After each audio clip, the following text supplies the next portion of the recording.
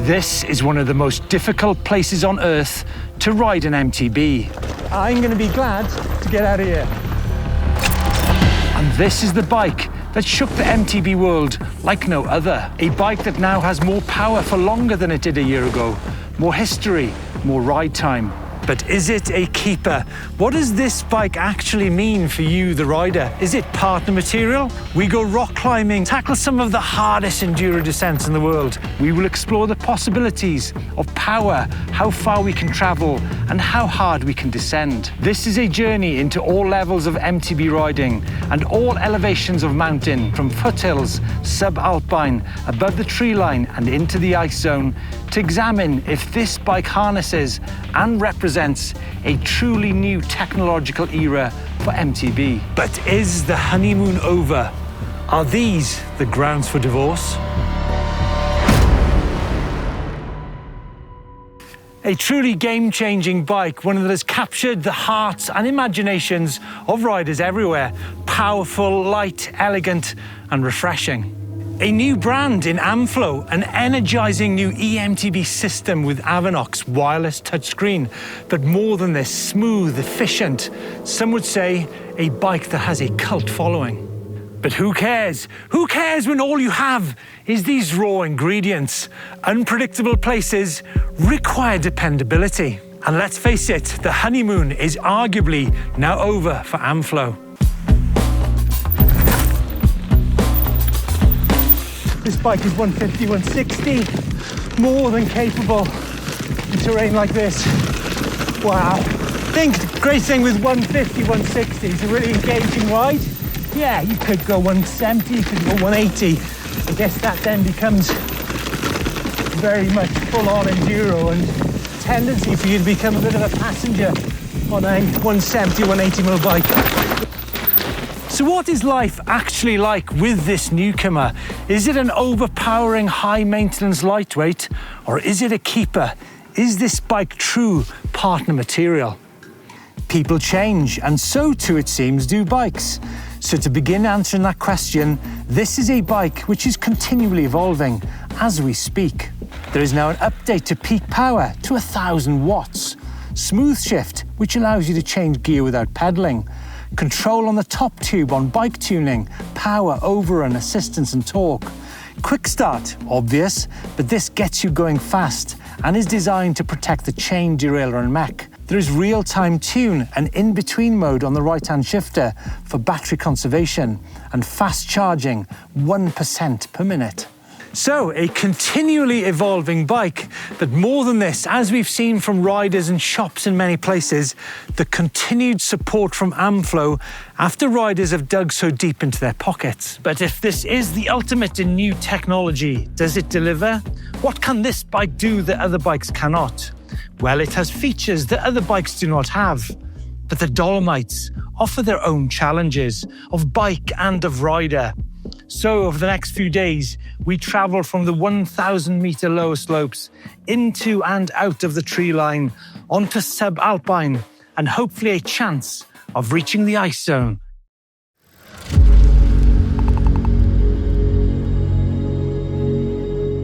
You see, this is no ordinary eMTB.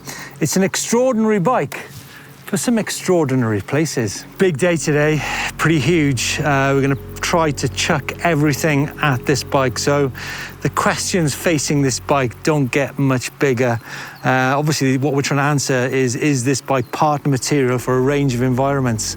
Also, in a while, up here, I'm going to rendezvous with a new riding partner from Avinox. I hope he's going to be there. The day begins at low altitude in the woods with the towering pillars of the Dolomites high above us. Some beautiful single track, just making our way up through the tree line. Some punchy little climbs. And that's exactly where the higher peak power and the higher torque comes into its own, especially for me at like 96 kilos with a backpack on. A frantic world of tangled route, arcing turns, the lush essence of MTB, single track. This is the reality of eMTB for many people. It's easy to forget that mountain biking has changed. It probably will never be the same again. And it's important to understand that Amflow is not just an evolution of eMTB, it's actually an evolution of MTB as well, because 40 years ago, mountain bikes were clunky. 10 years ago, e-mountain bikes were clunky, and Amflow is actually taking the game to the opposition. It's actually unsettling them. Well, they knew exactly what was possible. More innovation, more power, more lightness, connection, and integration. I love the fact that superior performance and features aren't exclusively saved for premium models. You can get updates on this system free of charge, and this is already a very premium bike. So too is the lower price point one. Now, it's important to understand as well is that Amflow isn't just about the torque and the peak power. It's actually how that power is delivered through the pedal, and that comes through decades and decades of experience of making small motors, many of which soar up there in the sky. As you can see, you've got to work your way out, and that's where the acceleration comes into play as well. Buongiorno. Prego, prego. Hi. So it's quite busy here in the Dolomites. So many walkers, so you've got to respect that. Oh, look at this. Auto mode. It's like a trials game. So the matrix starts here. The right amount of travel, the correct shape geometry, wheel size, tyre choice. We have to understand that performance for many people matters mostly in these places, this twisted maze, these unforgiving rocks. The real freedom of Amflow lies in the heart of this bike, the Avanox powerhouse. This is actually where this bike began its creation. And this is where riding and innovation take another level. This is not just about numbers, this is about the climbing credentials and the freedom of choice. Now these are the kind of places an eMTB gets you to. What's cool about it is you're actually riding. It's physical for sure, around about 2,000 meters. Just about to get out to the tree line, so I think there's a refuge soon. Hopefully, my new riding partner should be waiting. This then is Ferdy, my new riding partner, Ferdinand Wolf, an experienced director of Avinox. So I kind of thought I'd introduce him to an experience of my own, an adventure during which we could talk tech, or at least that was the plan. There he is. What's he doing?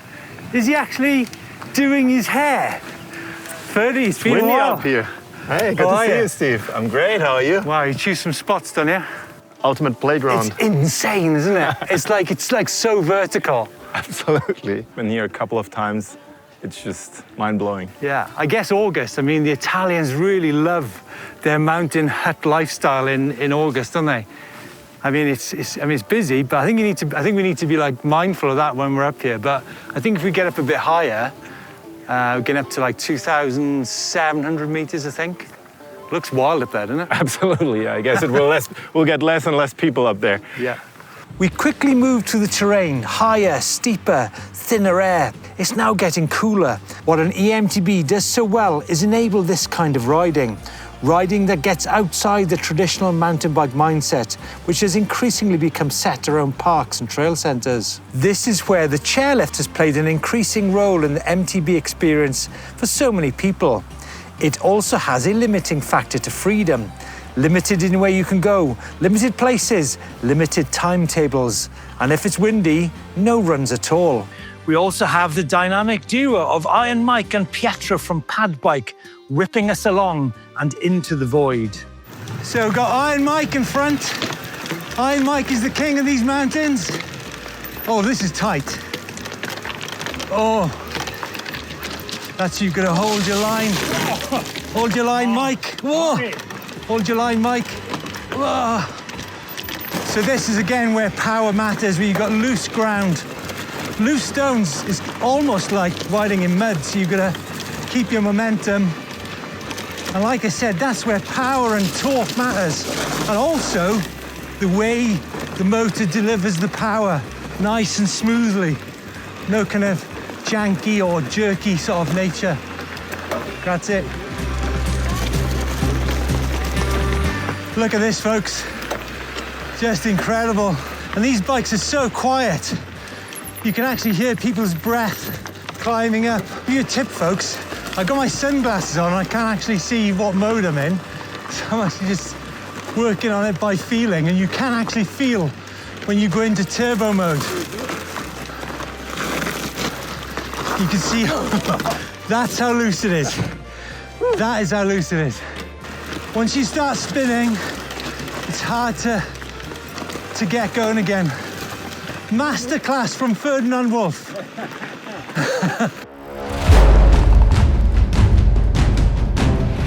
We quickly moved through the terrain, higher, steeper, thinner air.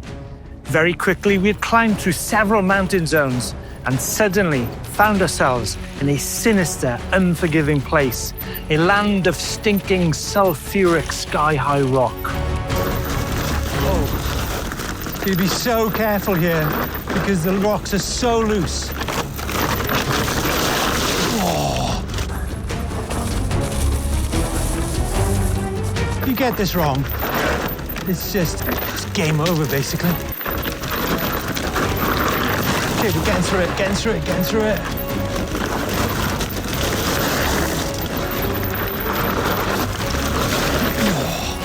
You can just lose it in a second. Iron Mike, he's a boy and a half, mate. Oh, are you serious? Are you Okay, Mike's technique. There you go, my technique. Inside line. Answers on a postcard. Rolling rubber into rolling dice rock, crumble grey, crust grey, slipping gripless, white limestone slashing black, a tightrope of grip. Oh, where's Mike going? Inside line. I'm going to be glad to get out of here.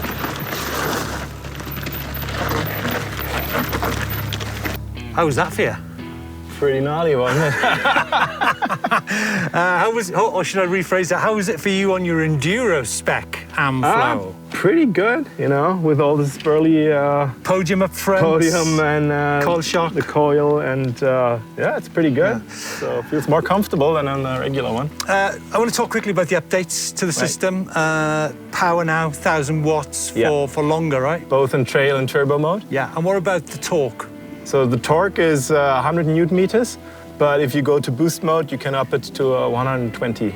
I guess the thing people need to understand about power and torque is that people don't actually use that all the time, do they? Because No. it would be crazy, because you'd drain your tank, wouldn't you? Absolutely. However, when it comes to maybe sections like, I don't know, like that, Right. that's where 120 and 1,000 watts could potentially allow someone for me who's 96 kilos to possibly keep the flow up the hill. Right, absolutely. We were now dropping hard again into the valley, hooking onto a hard, arcing goat line with high-grade exposure.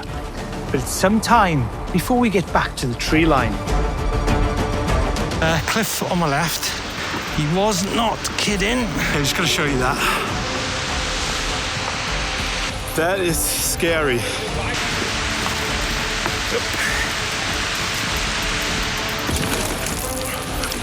These guys are riding it. I'm definitely dabbing that. There is no room for error. Your saviour, the odd stunted tree. But these are technical grounds and the pressure of a growing realisation that we were way behind on time to reach our destination. He's got it, he's got it. Wow, mamma mia. If he got that wrong, he's literally going down the cliff. That's why they call him Iron Mike.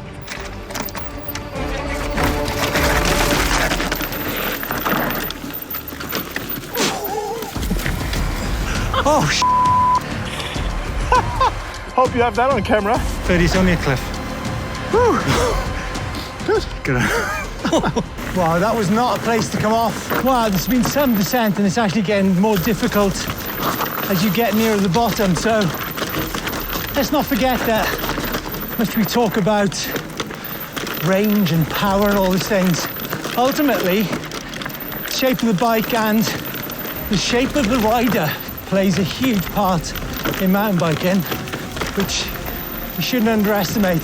Just going to give a quick time check here. It's 10 to 4. We've been going since 7 o'clock this morning. It's a proper mountain ride. The limiting factor in something like that is actually rider, right? I mean, my hands are done. We've been descending for 40 minutes. The day was getting away from us. We still had a huge amount of ground to cover. It was time to think the unthinkable. And if we really were to get our chicken and chips on the cliffs before closing time, then a chairlift would be the only way. We'd have to cover ground like no other MTB could. We've just done 20 kilometers in 42 minutes. So, to get this last chairlift, I can't say much because I'm just really absolutely spent.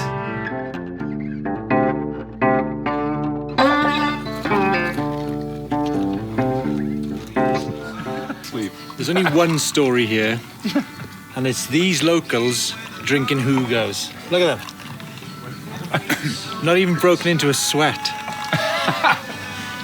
It's the best drink of the Dolomites. Wow, big mountains, big day that, Ferdy. It's cool how you can see here there's sort of different mountain zones from like the foothills into sort of montane, subalpine, into, you know, alpine territory. And they all present different challenges, right? I mean, you get the alpine, you know, a bit of snow, huge amount of scree, and then like lower down in the tree line, lots of roots, and then some ravines which you could easily fall into. We won't go into that. Well, we tackled all the challenges all together, right? We did, right? Each of us. I really like that. Yeah. To me, I love those kind of days, even though it was very physical. Yeah, definitely. To me, that's I'm into that. Yeah. I think there's a freedom in that, which is cool. I mean, yes, we did use a chairlift, but that was out of necessity because we kind of got some timings wrong, didn't we, Louis? But yeah, it's a great freedom. And here we are at Refuge by Kuts up in the hill, chicken and chips, pasta. We're about to have a chocolate cake. Ferdy, thanks for this. Another big day tomorrow.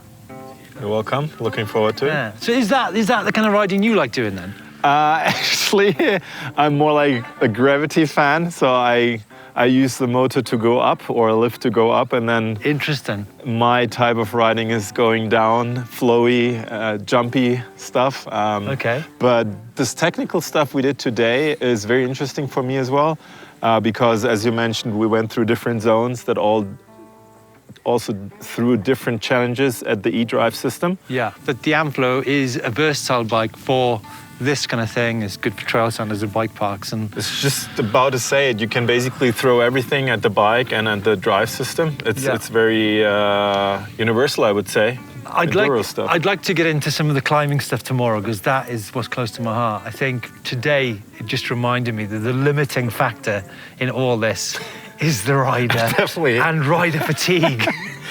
I'm done. I'm literally done. With that drive system and with that bike, you basically don't have any excuses anymore, except of yourself.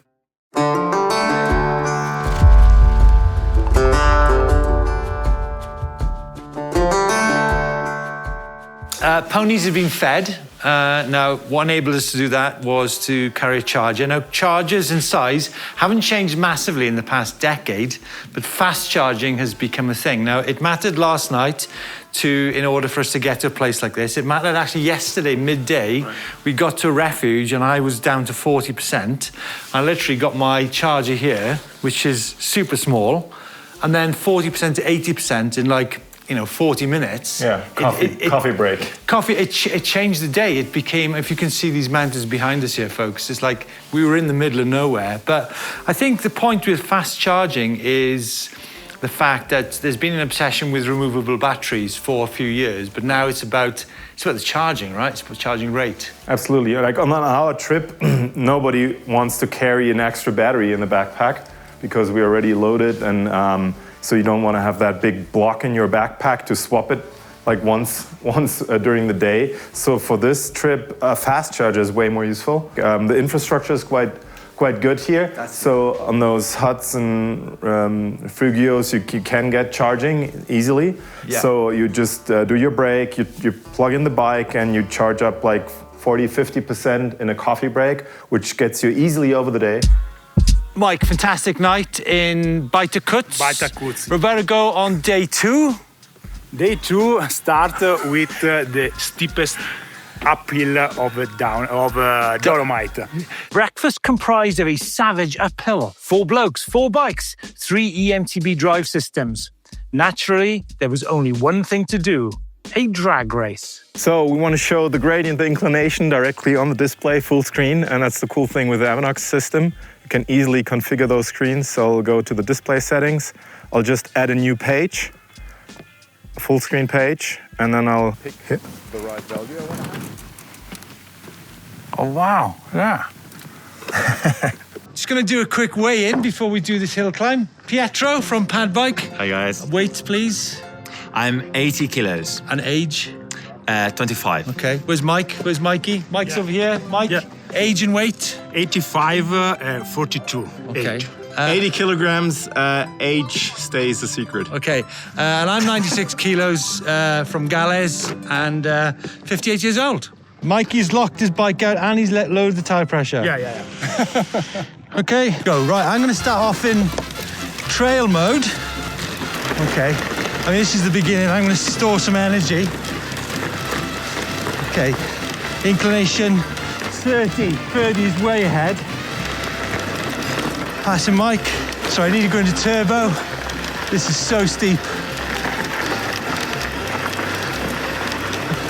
Gradient 45, 46, 30. Just ahead of me. Remember, I can keep the boost going for 9 seconds. Oh, bloody hell, 30. I didn't mean to go all the way up. Oh boy. Oh, how long is this climb? Stop, 30. 30! 47 degrees gradient on a double track. There's 30. Celebrating. Is that 30? I mean, my heart rate is through the roof. I thought you'd stop like 200 yards earlier. No, going all the way. That was hard, right? It was hard. For me, the hardest part was like leaning all the way to the front. 47 degrees I got on it. Yep. I made a statement last year that this bike, the Amflow, is game-changing. I think that's kind of a demonstration of just one aspect of why the game has changed, right? Absolutely. Yeah. There was a lot of loose gravel. Inclination is so steep, it's sometimes hard to keep the line. What it gives you acceleration, so you can avoid the loose parts of the ground, right? Yeah. Which and is really in a constant output. Yeah. There's no, because the human only has like full input at certain positions of the crank. Tell me about it. And then the drivetrain basically compensates at those positions where you don't have the full output, and you have a constant, it's smooth. Constant smooth turning of the back wheel, and otherwise would be not possible to go up here. So sheer power also wouldn't be enough here. So you need a very controllable power, because if it just outputs all the power, your front wheel would go up. Exactly. Or you would lose traction in the gravel, and this is still fully controllable. We were still sky high, still above the trees, and yet to get to our potential snowline destiny meant traversing a breathtaking ridgeline single track that rises and falls relentlessly. Smooth shift in its element.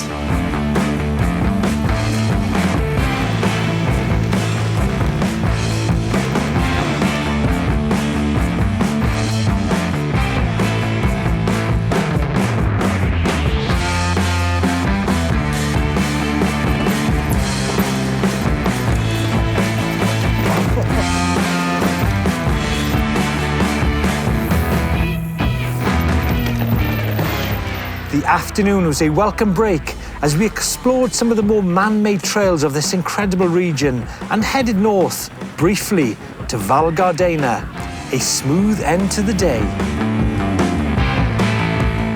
The vertical rock and ice was within touching distance, but this complex landscape still allowed Ferdy to cut loose on his kind of thing.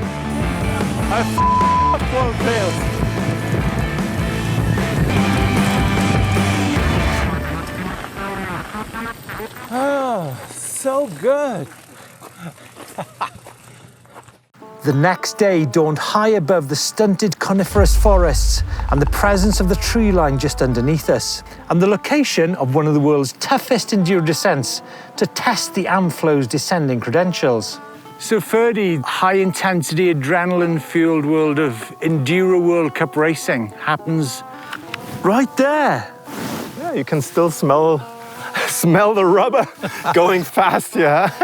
But I think we've done lots of the adventure stuff. I think it goes to prove that a bike like the Amflow is, particularly your one with your Fox podium, I think this will prove whether the Amflow is capable of trail, enduro, and world, some of the hardest trails in the world, right? Absolutely.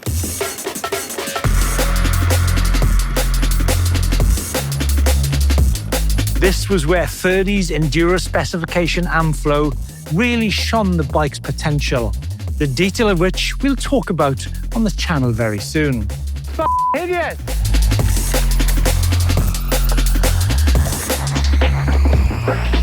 Tutti frutti. Oh, look at this climb. Into turbo. Through the roots.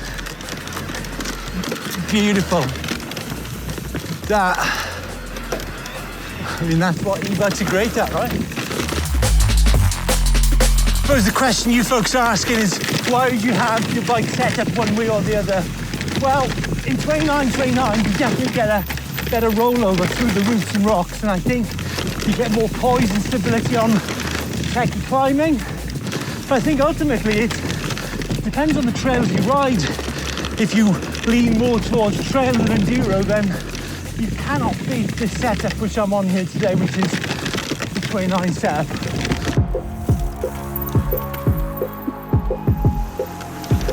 Oh, Ferdy's gonna love that. Hey! Ferdy loves the jumps. Ferdy loves the flow trail. There was but one part of the puzzle to work out, the snow line. But there had been a few questions nagging me before my riding partner had to depart for another experience. And that was power. I'll be honest with you, Ferdy, I'm really enjoying these trails here in the Dolomites. Me too. but I do need to switch to a more serious note. I think one of the first things I want to talk about is efficiency. We've seen in the last 2 or 3 years the increase in torque and peak power, and I think efficiency is coming into the spotlight a bit more. I think we're going to see more of that in the future, do you think? Yeah, definitely. This is one of the key important aspects for developing new drive systems, because eventually you want to get more ride time. More ride time, yeah, get higher, get further. So this is really important. I think there's still some potential, but it always also really depends on how you build your bike, the tires, the air pressure, your riding style, the rider's weight. So there's a lot of different factors that you have to take into account. But still, I think there's some room. The ride time for me in turbo mode for those 600 meters, it's about 1 hour and 45 minutes. That is flat out. Yeah. Flat out, up and down, up and down, up and down. I'm done. Yeah. I'm literally done after that. I'm always saying, like, if your physical body fitness outperforms the battery, then you're a beast. So. Yeah. Talking about fitness, now I want to turn attention to power. This bike is 1,000 watts peak power. You can run it at 120 newton meters for 60 seconds. So now right? with the latest firmware update, you can configure the boost mode time between 30 and 60 seconds. So we opened that up from a former 30 seconds only. Now you can configure it. Because we found out the motor is capable of doing it. Yeah. So I think it's important to understand that 1,000 watts is what a proper road, a pro roadie or cross-country racer, they can put out 1,000 watts, right? For some limited time. For a limited amount of time. Now I can actually I think I can use the 1,000 watts peak on this bike up a technical climb only for a limited time. But what it allows me to tackle that climb and keep the flow going. If you probably look at the data from my whole ride, I'm not going to be using 1,000 watts for the whole ride, right? Correct. Yeah. I think that's something people are thinking, it's 1,000 watts all the time. No, it's not like that, is it? No, it's only in certain situations. And remember, the peak power is a combination of the torque and the cadence you output. So both have to be at high level, so you get the 1,000 watts. So the motor has to give out all the torque and all the cadence And I think the important thing is to have that reserve, to have the option to have that full power in the situations where you really need it, like in technical climbs, rooty stuff, stones, rocky things, or in times where you cannot pedal straight through because you have some obstacles and coming close to the pedals. That's where you need the power to boost and propel you over the difficult terrain, which I feel also makes it safer because you have to stop less and can get over it with more confidence, I guess. Now the thing with the 1000-120 combination, there are people out there who don't actually agree that should be the numbers on a pedal assist e-mountain bike. What's the Amflow or Avanox stance on that? So we from Avanox developing the drive system, we feel that we don't want to limit innovation and also customer experience by some numbers like the peak power. So we're all about being compliant with the speed limit, the legal speed limit, which is 25. And I think this is one of the most important things we're totally compliant with. But in terms of peak power, which is just one of the numbers, there's so many other numbers, like torque, like assist ratio. There's a lot of numbers. So just picking one number, we don't feel makes a lot of sense. You have to look at it from a more holistic approach, I guess. And we feel limiting the peak power doesn't make much sense in any way. It doesn't help safety a lot. It doesn't, I don't know what it really benefits. So we feel we want to enable everybody. Why should a lightweight, well-trained person be able to go places that maybe a more heavier, taller person cannot go? So we want to, boost everybody's performance and enable everybody to go to places. Power, torque, adjustability, and the knock-on benefits of traction. These are all linked. These are not isolated events. These are not just numbers. I'm not just a 96 kilo bloke from Wales. I'm sensitive to change. This bike has behavior. I have behavior. My colleagues remind me daily. The power, the mode, the smooth shifting, these are all interrelated into the personality of this bike. Today will be the ultimate test of rider and bike. Okay, folks, I'm signing off. This is the final part of the puzzle. This is the ultimate test. We are now moving from subalpine into alpine and into the snow zone. So it's going to dive in. Big thanks to all of us in the team at Amflow for making this trip happen. There's still a human and technical element to this climb. Big piece of rock. Let's dive in. Getting onto these rocks is an incredibly difficult task. The slopes a far more intense experience due to altitude and exposure. This is where more power, more good power, allows you to do extended climbing. I head to the 3,000 meter zone, sulfuric rock underneath me, fear and ambition in my mind, lactic acid in my legs, and with cutting-edge technology in between. The progress is slow, often down to 3 kilometers per hour. The heart rate at continual zone 5 affair.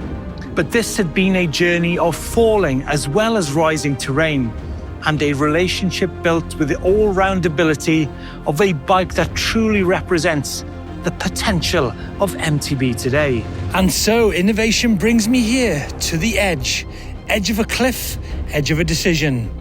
Is the Amflow partner material? I'm all in.